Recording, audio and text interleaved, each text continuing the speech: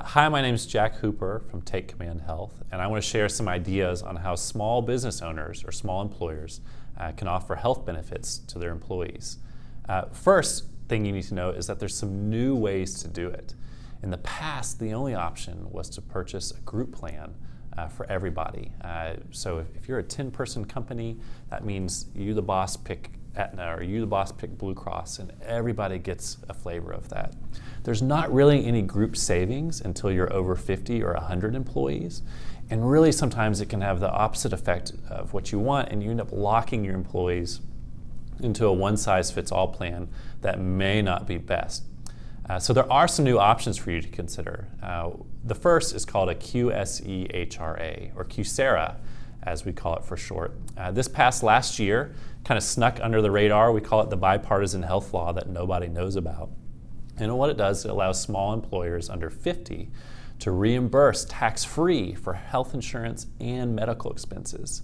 So instead of choosing one plan for the whole group, you can say, you know what, I want to pitch in $200 a month for my employees, or $400 or $800, whatever the budget you want to set. And then employees can use that money to buy the health plans that they want. So maybe Bob gets on a Blue Cross plan because that's what has this doctor. Sally gets on Aetna because it covers her child's pediatrician.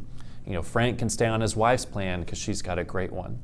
It's much more optimized and much more tailored than trying to apply a whole group. Some other things to know, you might have seen in the news, are these new association health plans. These are coming as of October 2018. There's still a lot of formulation going on, so I think we'll see those roll out more next year. But I just want you to know there's more options out there than just choosing one umbrella plan for your whole group. The one you'll want to look into is called QSEHRA, or QSEHRA. Hi, my name is Jack Hooper from Take Command Health, and I want to share with you the 3 biggest mistakes we see people make when shopping on the individual market for a health insurance plan. With open enrollment starting, now is the time to be out there looking around for a great plan. So mistake number 1, they don't consider all of their options. We see people renew plans without checking if their doctors or prescriptions are still in network, or we see people just go to one broker or one website, or sometimes even healthcare.gov.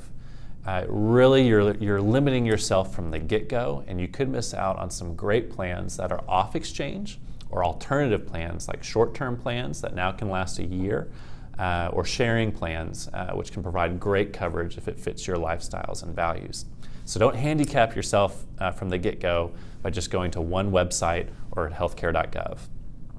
Second biggest mistake we see is people misunderstand how their doctors, if they're in network or out of network. If you have a preferred doctor, you want to try to find a plan that has him or her in network. Now be careful because this changes each year, and especially in North Texas, this can be really confusing.